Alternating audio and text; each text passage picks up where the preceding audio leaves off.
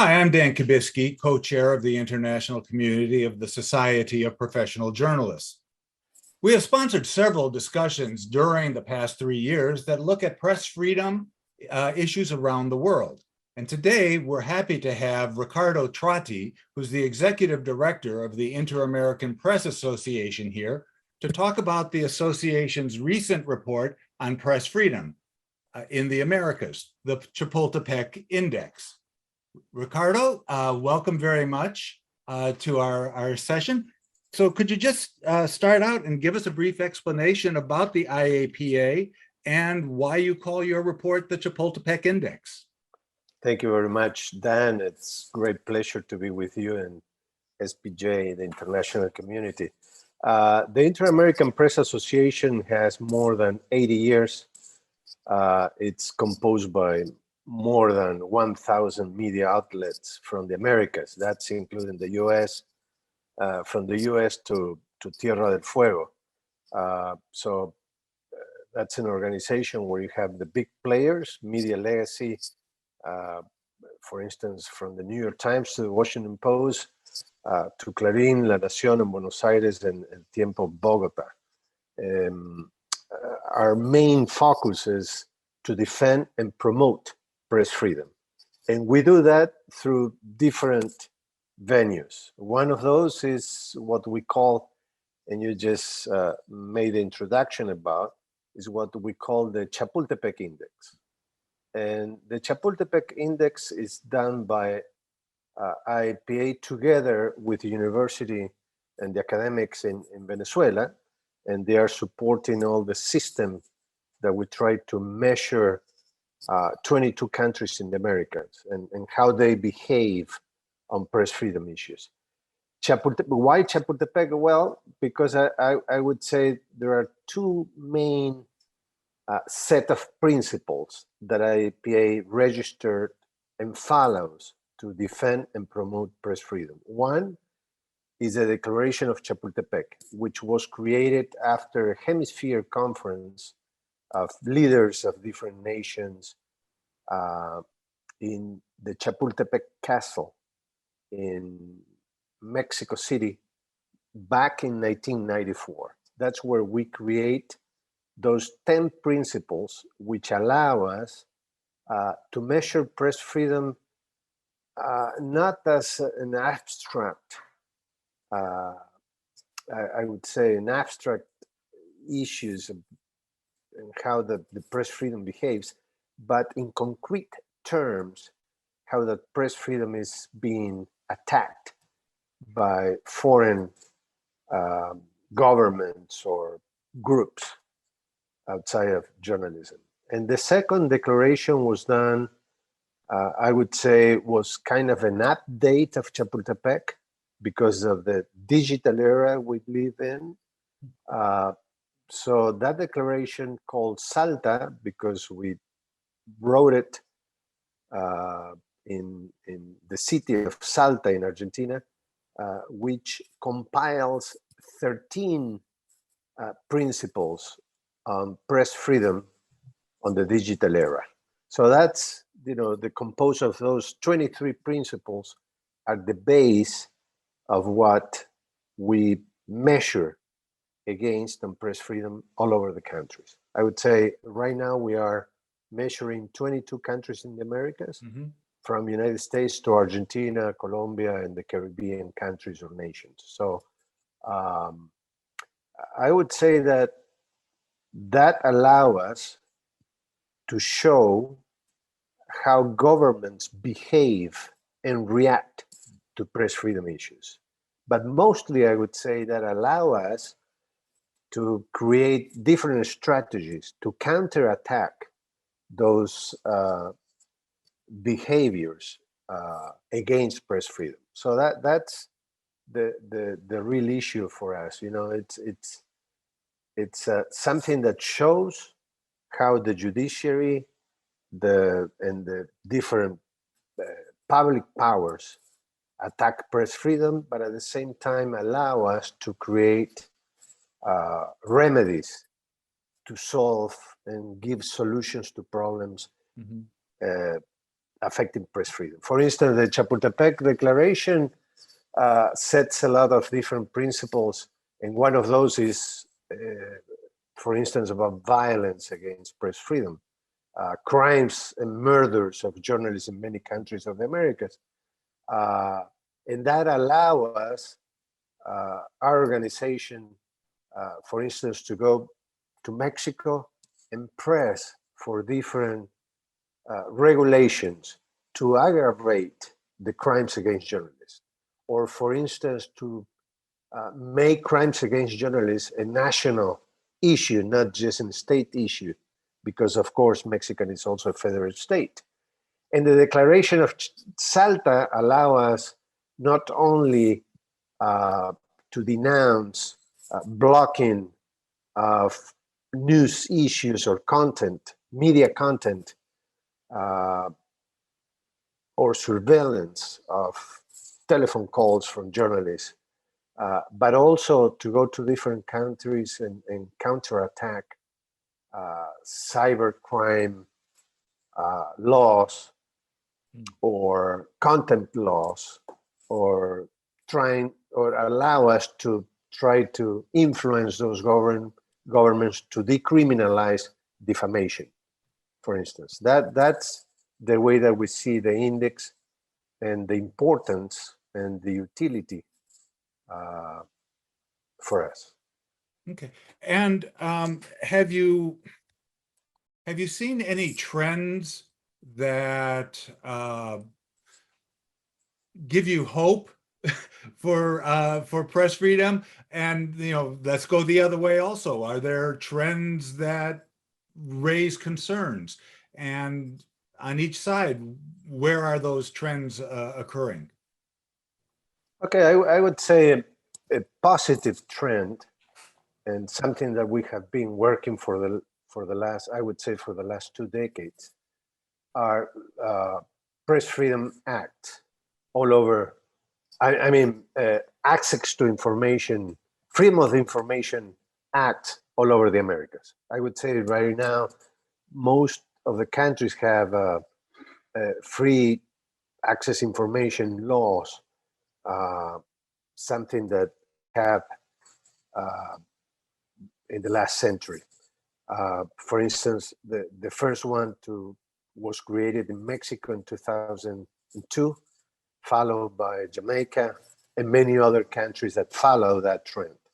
I would say that's a positive trend because we have that kind of law in every country, but at the same time, in many countries, they are not really pursuing the effectiveness of those laws. So we have to still work on those issues. Same thing that happened here in the state. And that's why we have, for instance, the Sunshine Week in Florida, because in addition to have FOIA, you still have to work. Like, it's the same thing with freedom of the press. Even if you have it, you have to work daily to maintain freedom of the press. Right. I just want we were very fortunate when I lived in the Dominican Republic. The president of the SPJ came down to talk about Freedom of Information Acts, and the Dominican journalists were complaining that it's such a poor law. There's so many loopholes. But what the president of the SPJ said at the time is, but you have the law. The instrument. You have, Exactly. now you need to make it, use what you have, and you need Right. to continue to lobby to push the law further. Now, is that what you're Right. seeing? Is that you have, in many countries, you have what we would consider an inadequate law, but, and are people using it, and are they pushing forward? Yeah, there are two issues there, I would say. First, thank God that we do have the instrument or the tool to push forward to have more transparency from the state. So that's great. The thing that we are lacking is that those laws are not pushing the government to educate the public to use those laws. So there is not really an educational campaign in each country to allow us to push or to influence or to press the governments to be more transparent. And I was giving you the example here in Florida, we have the Sunshine Week, or here in our country, we celebrate the Sunshine Week every year, where, you know, you have to make that law part of the culture. It's not just to have the tool, because the governments really do not have, I would say, the culture of pushing their functions, the public officials, to give information to the public. But at the same time, we need to educate media and to educate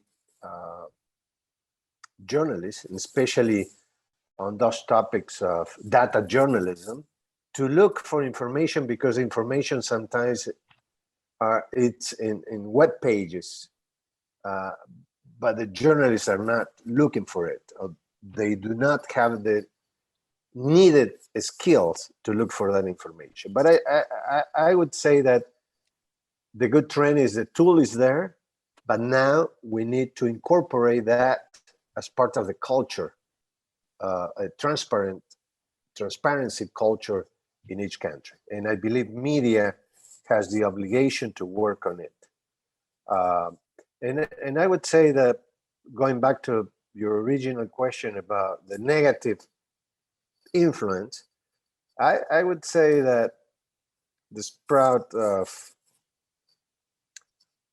organized crime and narco trafficking in all over the countries in Latin America is very crucial, and it's affecting the way that media is working, especially journalists being killed in many, many countries. Like, for instance, this year, unfortunately, already 12 journalists in Mexico had been killed. Many of those cases, you know, because of what they were denouncing regarding organized crime or narco trafficking. And 5 other journalists were killed in Honduras, Haiti, Chile, and Brazil. So I would say that I remember when I started to work in IPA in 1993, 30 years ago, we have that problem of crimes against journalists. And at that time, we said, if we work on those issues, and if we work against impunity, that's 95% of those cases are still unsolved, I believe we can change and make a difference. I remember at that time we received some funding from Knight Foundation. And at that point, Lee Hills, who was the chair of Knight Foundation, but also was the chair at one time of the Miami Herald, said, try to make a difference. Let's work against impunity. That's the way that we can solve the problem of violence against journalists. And I would say 30 years later, we have made a lot of advances on that fight, but I feel, and that's part of the impotence and the frustration that you have when you work with organizations dedicated to press freedom, is that at one point you feel that you didn't make a difference. Organized crimes is really worse than before. The killings of journalists didn't stop. And I would say that's the frustration, the personal frustration, and the frustration that we do have as an organization working on those issues. I noticed in your report, and by the way, I will put the URL for the report in the description of this when it goes on YouTube, so more people will have access to this. But you have a lot of countries, Ecuador, Honduras, Panama, etc., and Mexico, you mentioned, that have that are defined as with strong restrictions, I guess would be the easiest way to translate that, against press freedom. And these, again, are also all countries that are facing issues of impunity, issues of narco trafficking, as opposed to direct government interference in the press.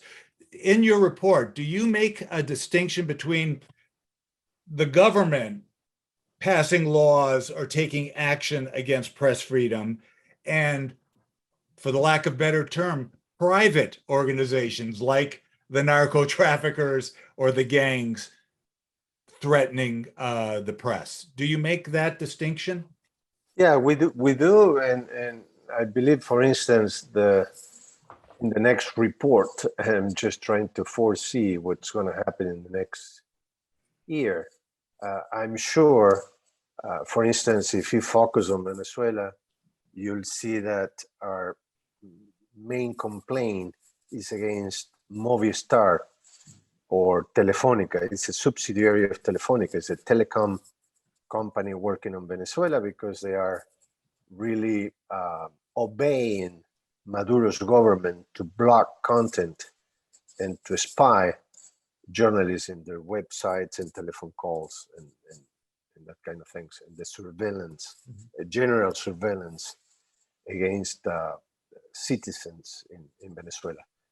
So I'm sure we're going to see that, as well as we have seen in the past reports how in many countries violence comes from narco trafficking or organized crime, but together with public officials.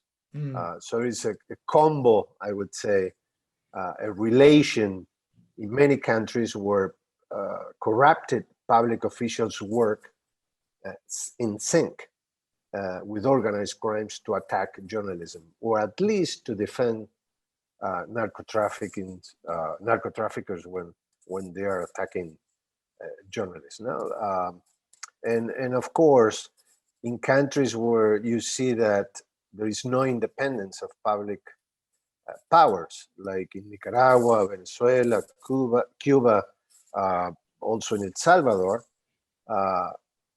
you can see how the judiciary is acting on behalf of the executive branch against media and journalists. No?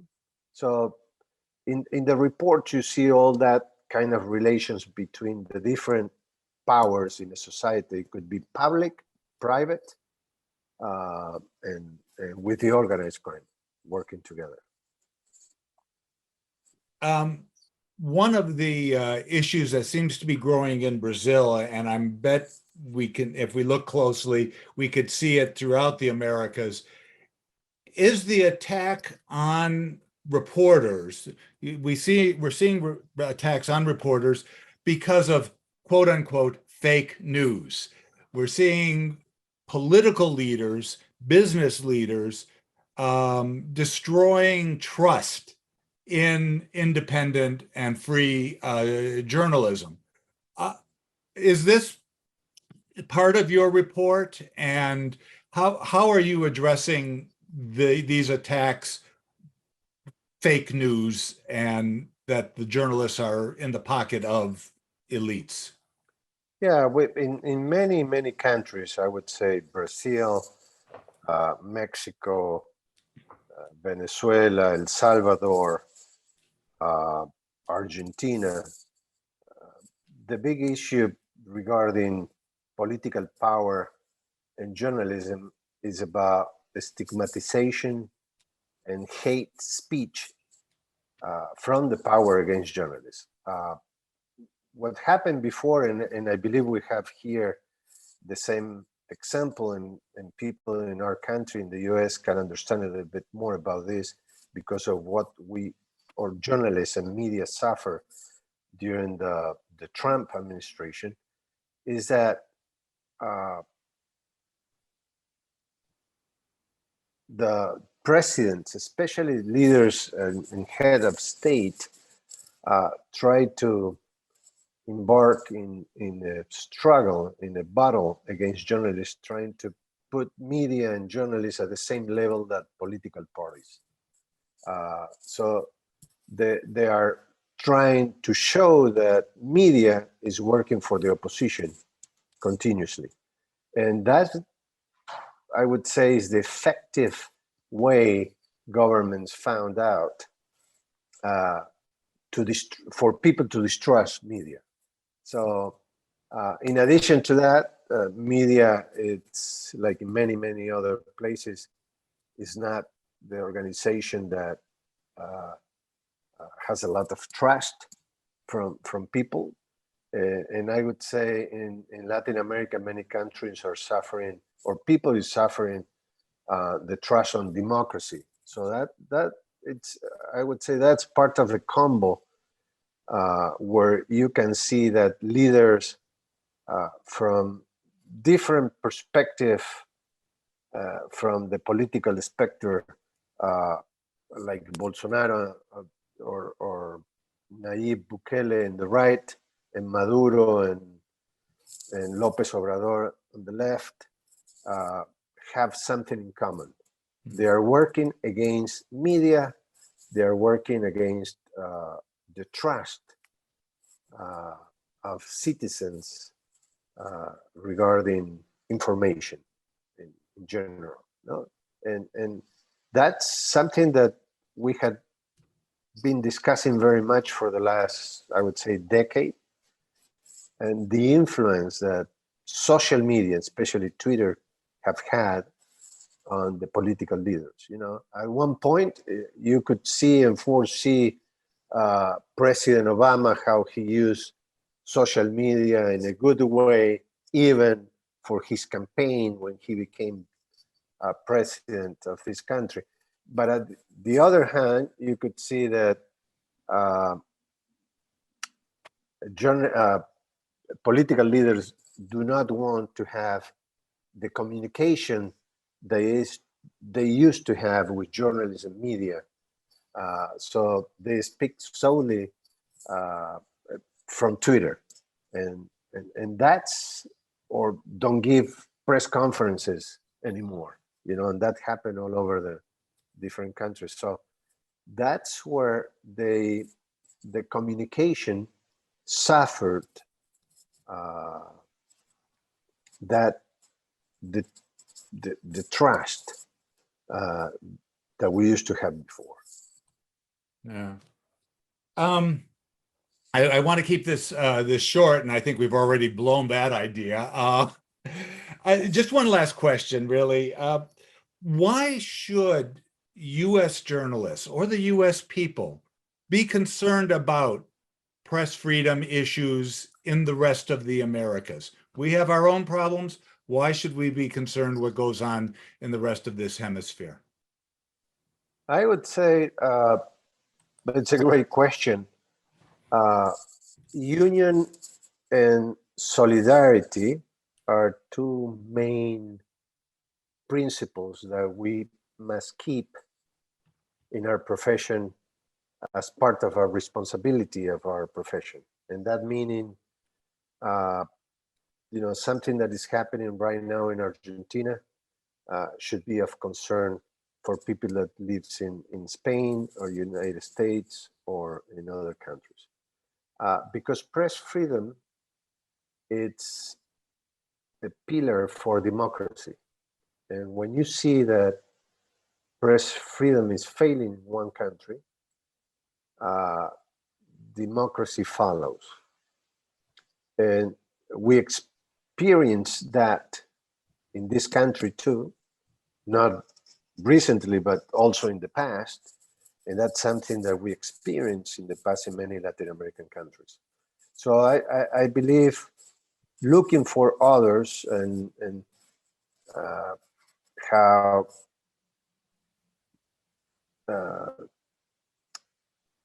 other countries are experiencing press freedom and democracy, it's very important. The other thing that that is harder maybe before, right now than before, is that we lost a lot of attention from the US media because of the different crises, because the family-owned media disappear. basically in our country. And I would say something that we miss terrible is in Latin America is the lack of US correspondents traveling all over the countries and putting some light in different issues. Right now, because we do not have that light coming from the US media, political leaders have the advantage of doing whatever they want, even against the press. And I remember back in 1993, we have like 8 Miami Herald correspondents in Latin America. Later on, a decade later, we have just 1 correspondent traveling all over the Americas, all over Latin America. Right. That was not the same thing. And right now, there is nobody there. So that lack of media attention, the US media attention in Latin America, I would say is one of the problems that we are facing in our countries. Wow, actually, that's a great note to end this discussion. I hope we'll be able to invite you and maybe some of the officers of the IAPA to be part of our longer hour-long discussions with an audience. Ricardo, thank you very much. This is Roberto Trotti, Executive Director of the Inter-American Press Association. Thank you again very much for your time, and look forward to working with you in the future. Thank you very much. Thank you very much, Dan, and I hope you can join us also in IAPA to continue doing a great job that you do on press freedom. Thank you very much. Thank you.